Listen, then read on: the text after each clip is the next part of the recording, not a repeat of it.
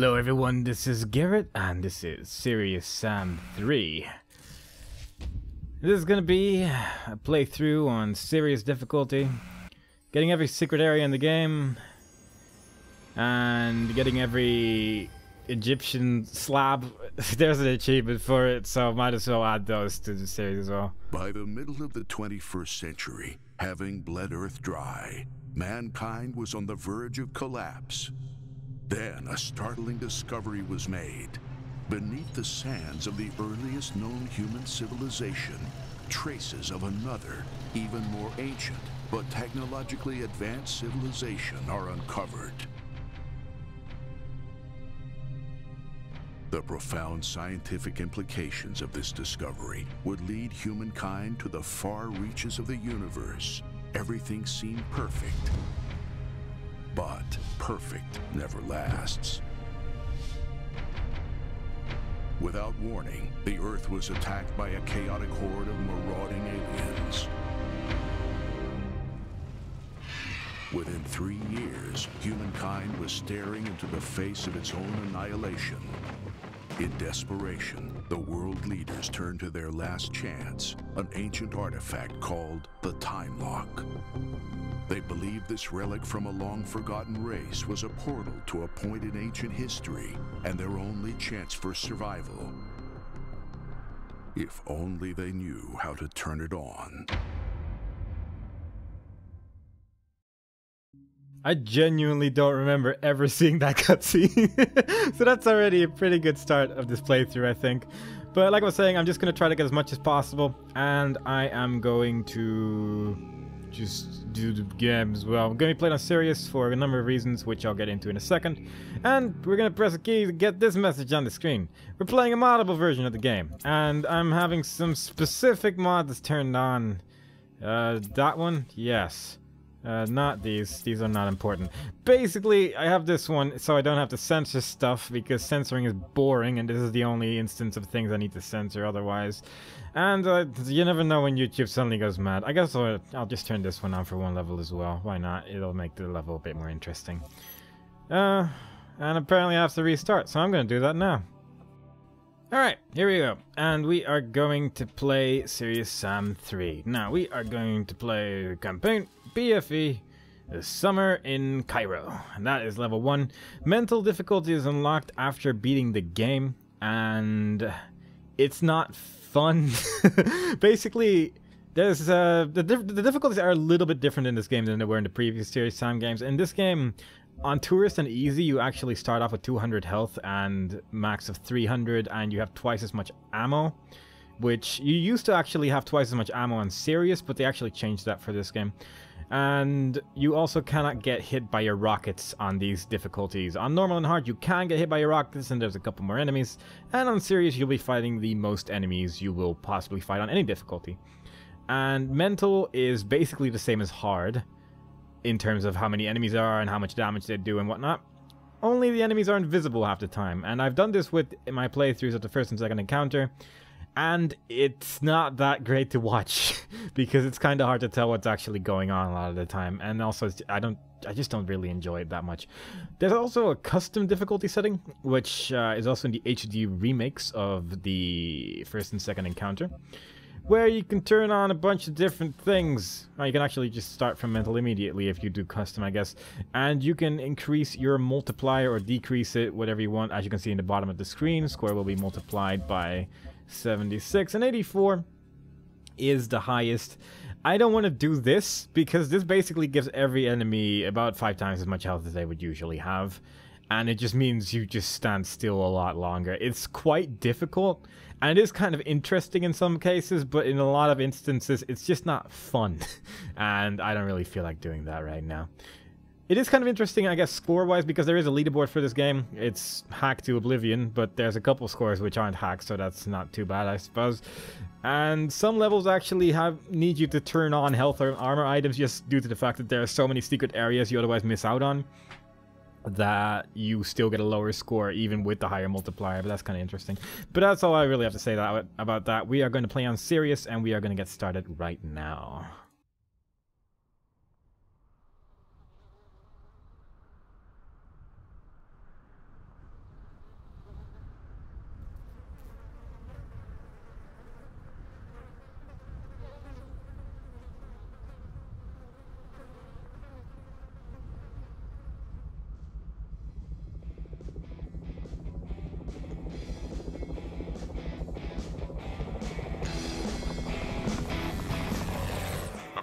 Squad zone perimeter. Switch to surface scanning.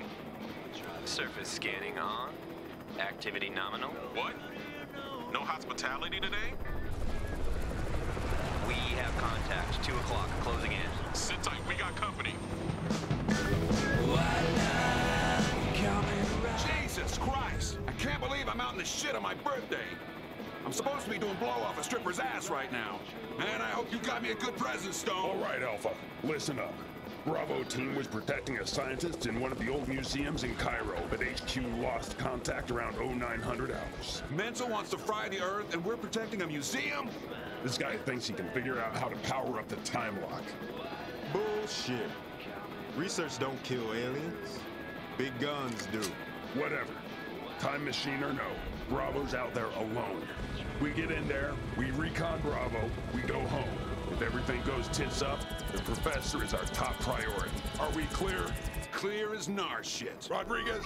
Warning. We've got incoming. Take evasive action.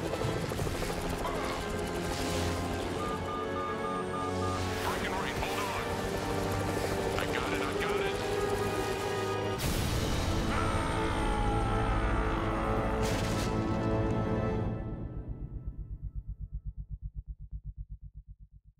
I would like to point out that he said Nar and not Gnar, like they do in Serious Sam 2. So Serious Sam 2 can suck it. This game's a little bit more serious than the other Serious Sam games, as you might have noticed. Yeah, like Let's that. hope they can read a map. Let's hope they can read a map. But it also adds some new mechanics, which weren't in any of the other Serious Sam games. And some people didn't really like it that much. I kind of don't mind it, because some of them are pretty cool. Like, you can sprint, which means you run a bit faster. You have hands for weapons, which wasn't the case in the previous game. And we can use our hands to take off this guy's monocle. And obviously he cannot live without his monocle. Careful, you'll put an eye out. And if you start sprinting now, you drop his monocle. But we don't actually want that, because there's a green sparkly thing over there. And if we throw the eyeball at the green sparkly thing, and then run backwards, we can catch the green sparkly thing. And then use the green sparkly thing to kill the second enemy. And it says secret assistance. It only says secret assistance if you actually use the shotgun to kill this guy. If you use just this, it doesn't count as a secret area. I don't know why. It's really annoying, and it took me a while to figure out why, but it's a very easy secret to miss just in general, but also because of that as well. Now I'm going to move forward for a bit. There's some secret areas over there, but there's some dialogue in this direction, and it's just completely missable, and I want to hear it because it's fun. Give me some skulls and one of these, and it's a party. Plot. Stone, it's Quinn. We picked up a mayday from Miller. Give me a sit rep. The chopper's foobarred. I ended up a few blocks away. I'm gonna rendezvous Alpha now. Stone, how many times do I have to tell you to wear your seatbelt? Eat me, Rodriguez. What's your 20? We're in front of the museum. You know, where we're supposed to be. Where the hell are you? Stay put. I'm on my way. Roger that. So we just got a sledgehammer, and I feel like that's pretty important to point out, because this weapon's pretty great, actually. It has a vertical swing if you press the left mouse button, and a horizontal swing with the right mouse button. And it has a spin attack if you press reload, and I don't know why it's reload, and I didn't actually know this was even a thing until yesterday. But apparently, it is, and it's pretty fun. And there's also an achievement for using that attack to kill 3 enemies, which is pretty easy. You just basically need 3 enemies, and yeah, it's not too hard. But we're gonna jump over here, where there is a sledgehammer, again. But this is a secret sledgehammer. A parkour secret sledgehammer. This level has 17 secret areas. And there's a reason for that, which you'll soon find out. But first of all, we're just gonna focus on actually getting all of them. Because there is something down here as well. And if you're playing at a frame rate of about 60, you want to jump to the other side. If you're playing at 30, like I am because I'm recording, you want to just run to the other side. Because you'll actually end up one lower, and I'm pretty convinced that you actually jump further at 30 FPS than you do at 60, which is pretty dumb, but it's just the case. And now we're going to run to that side and grab the secret shells, which are behind this thing. Again, if you are at 60 FPS, you want to jump, you want to just run forward as well, but from the top one, because for some reason you just end up not running as far, and I don't know why, but it's just the case in a lot of instances, and it's weird, but it's just how it works. And from here, we're just going to jump down, And didn't even take any damage. Now, the main reason why there's so many secrets in this level is because of a thing that they basically added to this game, which is called mini-secrets, and that's one of them. There's also an enemy over here. We can take his heart out of his chest, and it stops beating after a while, which is pretty neat. Nice little detail. And we can throw it at people as well if we so desired. But we're going to grab this. A mini-secret. And mini-secrets are kind of the reason why you will just never find all secrets on your first playthrough unless you're spending a large amount of time trying to find them, because there's just a lot of them in really silly places.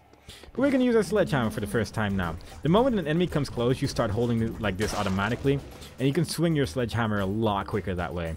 And it's really effective. It's actually just really fun to use in that regard.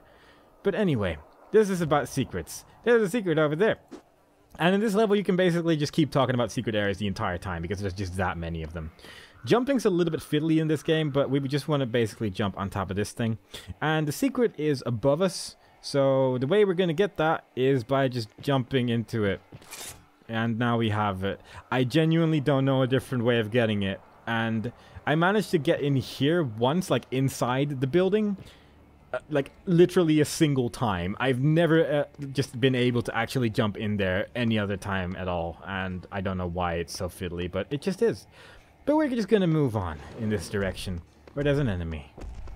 What are you looking at? Sam's not very happy about this enemy.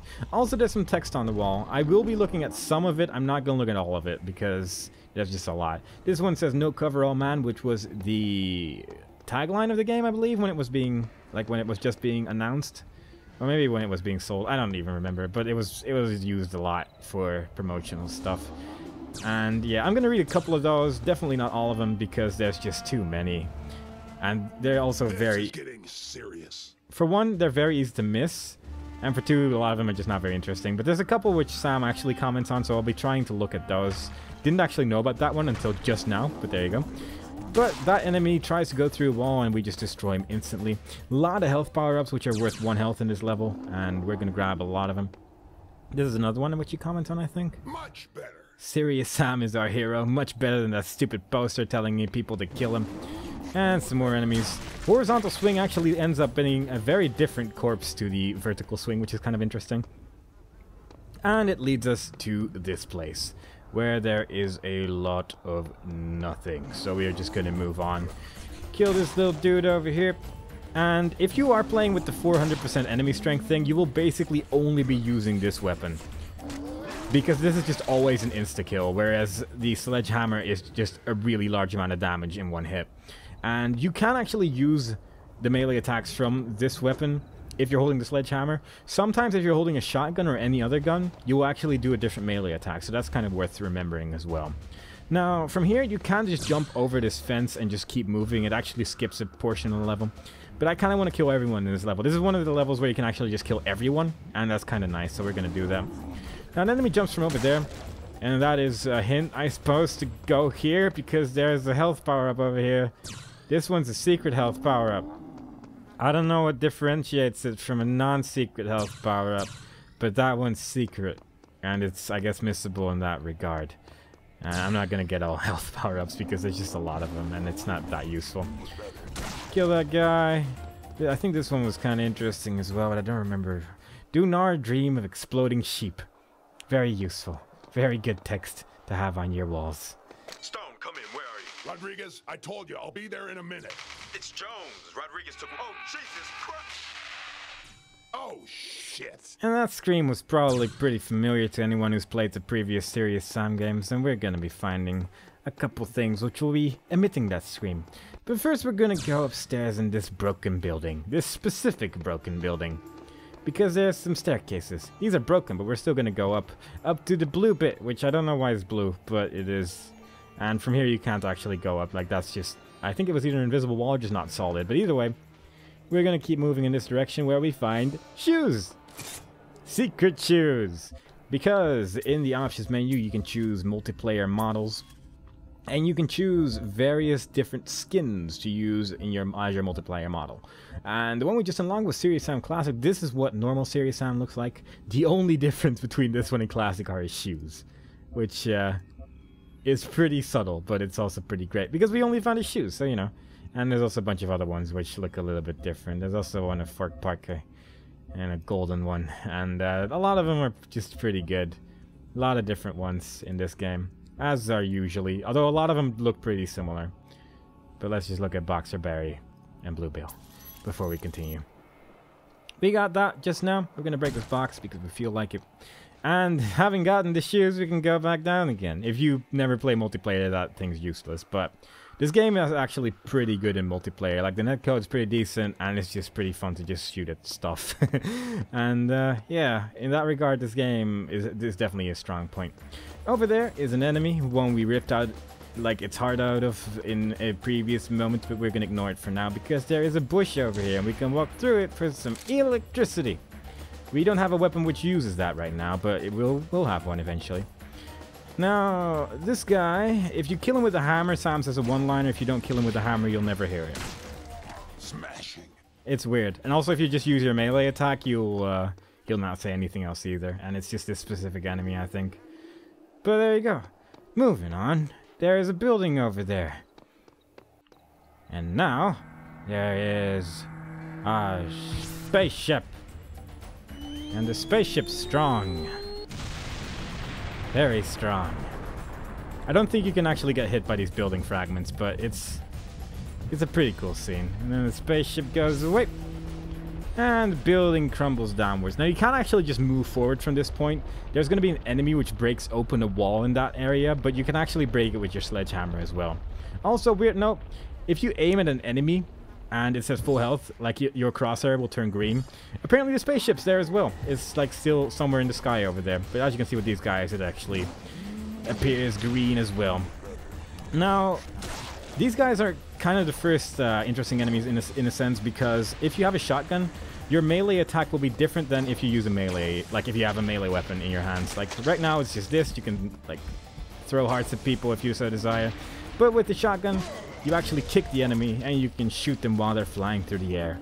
And that's pretty satisfying to do, and I heartily recommend it to anyone who's ever wanted to do that.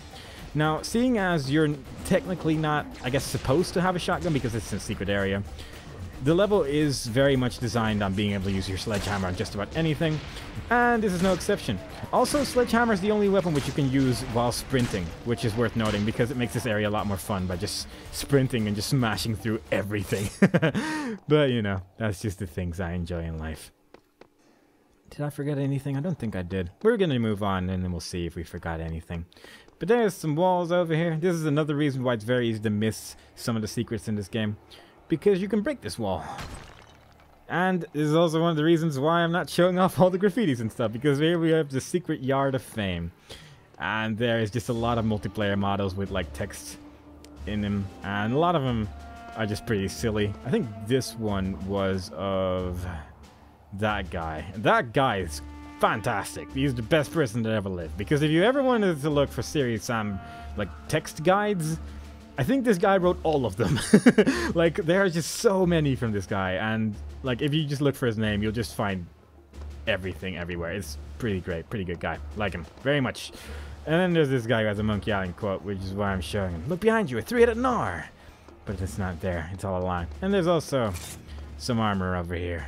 And there's a bunch of other ones, which, yeah, you can read all of these. I'm not going to read all of them, because quite frankly, there's just too much.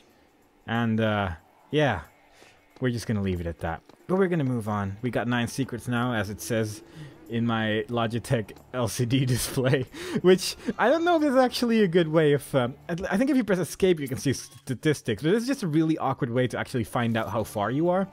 But if you have like a keyboard with an LCD screen on it with like little information tidbits, it actually shows that information as well. And it's one of the only times one of those things is actually useful at all. But anyway, there's a gun here, and I like it. Mr. Smith, Mr. Wesson, glad you could make it. And this gun works a little bit different from the 2 revolvers from the previous game. In this game, you can actually go into iron sights, makes your gun a little bit more accurate, which is pretty good. It does make you move around a lot slower, though, but one thing you can do is actually just do this, like quickly press the right mouse button, shoot, and then let go of it. And I'm pretty sure that's actually just as accurate as just holding it the entire time. But before we go in that direction, we're actually going to jump over this wall over here. The secret graffiti yard, there's some assault rifle bullets, and this piece of text. They won't give the piano to Alex. I don't know what this means, and it bothers me that I don't know what it means.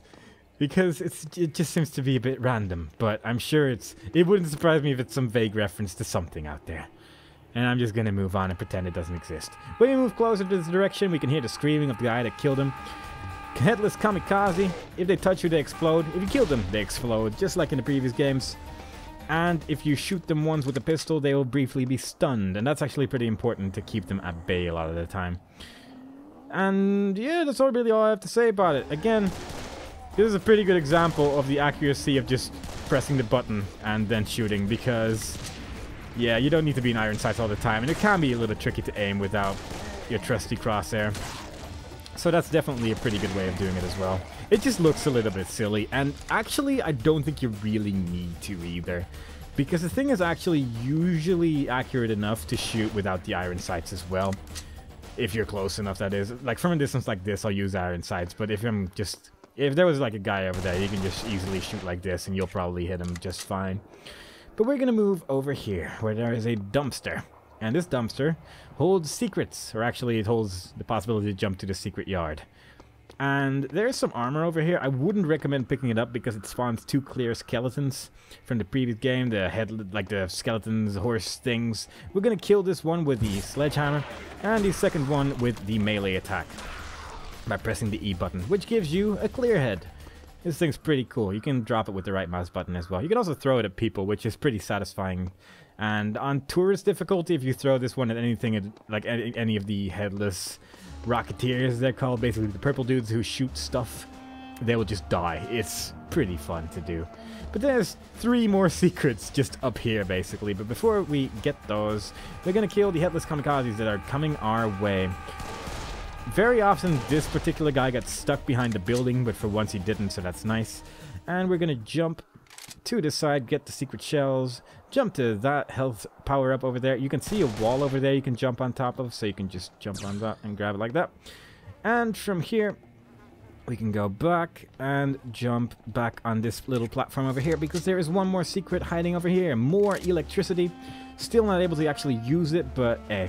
And if you do fall down anywhere during that, you can run back over here. And I'm gonna do that anyway, because we actually missed a bunch of enemies.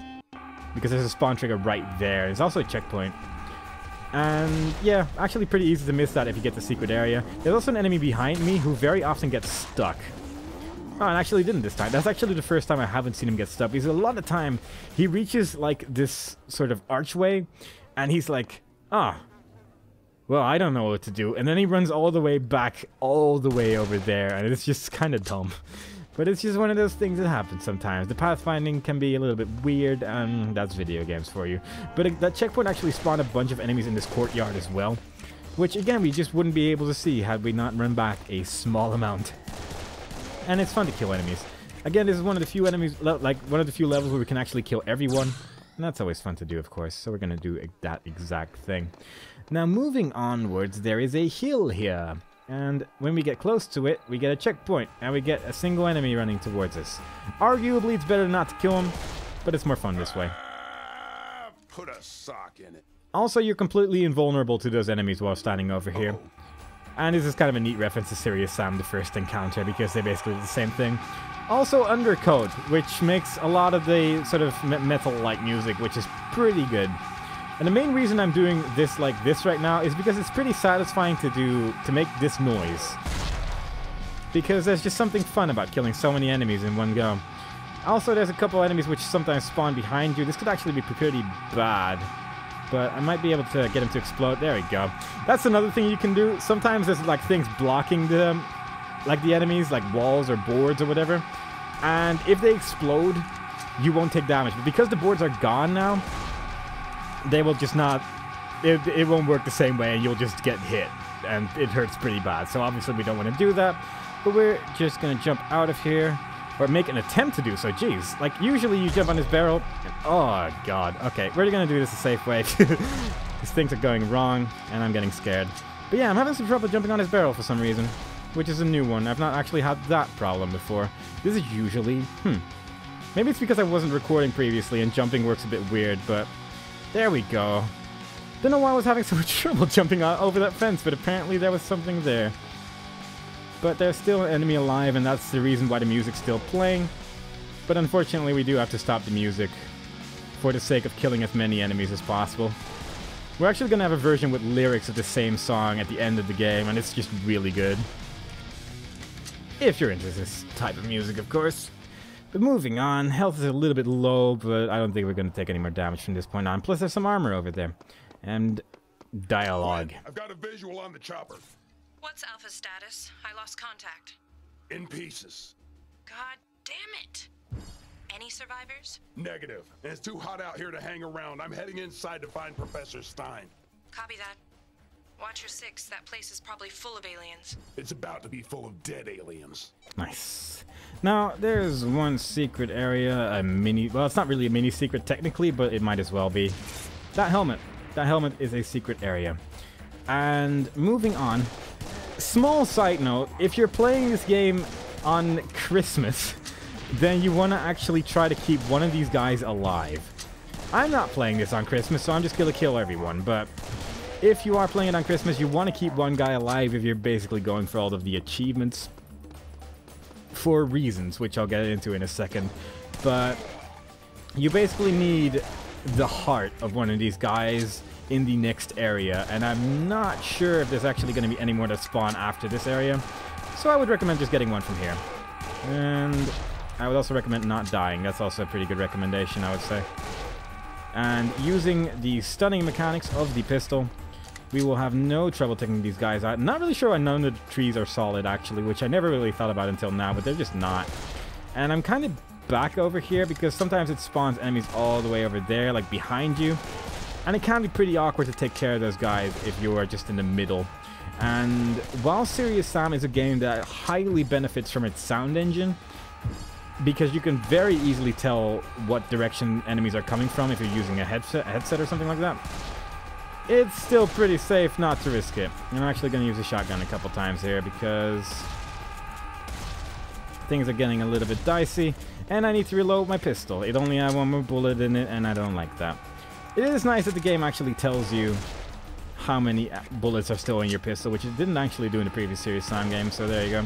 Also, there's one achievement where you have to beat the game without manually reloading, sprinting, and I think there was something else as well. Not gonna do that because the levels are basically made around being able to sprint as well, and it wouldn't be very interesting. But yeah, right now there's still a couple of these guys alive. There's usually a couple of guys which just stay all the way over here, so it's very easy to just keep one of these guys alive for a Christmas achievement.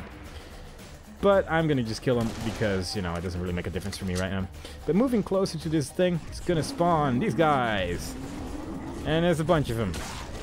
But we have a sledgehammer, and it's really, really good at taking care of these guys. Again, if you're playing this on Christmas, you want to keep one of those guys alive as well because you need one of their heads. But first of all, there's an Egyptian slab. This is different from the graffiti because this is actually related to an achievement. On the boat of Sunday came, Osiris was at the helm, Anubis and Horus at his side. And God, there's a lot of these. There's a lot of these just scattered throughout the entire game, and I will do my best to show off all of them in this playthrough. But yes, as I was saying about Christmas, if you're playing this on Christmas, there should be a Christmas tree over there. And you need to throw a gnar head, the heart of a rocketeer, and a clear head into it. And if you do that, you get the achievement. Also, it currently says enter Cairo Museum. From this point, you can press the middle mouse button to, like, talk to Natriska, which has always basically been the main story of the Serious Sam games, at least for the first and second encounter. And this would be really cool if you had control over this, because it's kind of neat that it gives you this information, but it takes a really long time to actually switch between, like, the points of information, and it just isn't very interesting to watch a lot of the time, so this is probably the only time you'll ever see me open this. But there you go. You can talk to Natriska and get some information, which is usually just completely useless, except that it right now told us where to go, effectively, because it told us where the Team Bravo entry point was, which is in this direction. And the head of the clear, which we could get for the Christmas tree, would be over here. We're gonna shoot this guy because we can't actually just kill him while he's up there, which is pretty cool. That one's for Jones, Bones. And now there's 3 more. I think it's 3. Yeah, it's 3. And these guys also have a range attack where they throw like balls and chains towards you. You want to be careful with that. But as you can see, like their lunge seems to be really fast in this game compared to the previous Serious Sam games. And it's very easy to get hit by that if there's too many of them. Where'd he go? Like, he's all the way over there! But with the melee attack, you can also just insta-kill them. And once you kill that last guy, it activates a secret Arc de Triomphe, which is over here. And we are just gonna run in the middle of it, and then run back immediately. Because a welcome committee is arriving, and the welcome committee is a bunch of headless kamikazes. Fun fact, if you play at 400% enemy strength, you need to shoot all of those 10 times with the pistol. And that is not fun in this particular area. And I would recommend just running in that direction, just back again, because this area is pretty small and it can get pretty scary. But that was actually the end of the first level. The exit is right here. And we'll watch this little cutscene. Time to do a little research. Cutscenes are not as big as they were in Serious Sam 2. Which is alright, but there you go. These are the stats of the level we just beat. We killed everyone, got all the secrets, and we found the first of many Egyptian slabs. And that is also where I'm going to end this video. So I hope you enjoyed it so far, and the next time we play, we are going to do level 2, Into the Spider's Nest. It's nice of the game to actually tell me what the name of the level actually is, unlike in Serious Sam 2 where I had to guess every time and got it wrong about 90% of the time. But yes, hope you enjoyed it, and hope to see you next time for Into the Spider's Nest. Bye-bye.